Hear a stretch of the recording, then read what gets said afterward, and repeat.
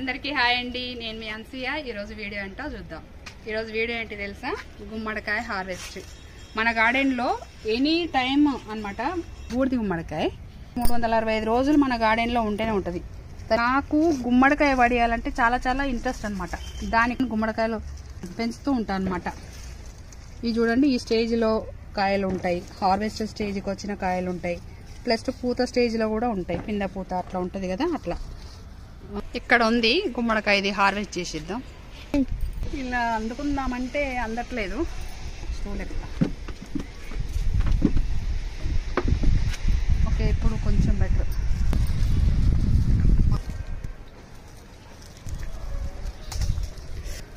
చూడండి, బూడిద.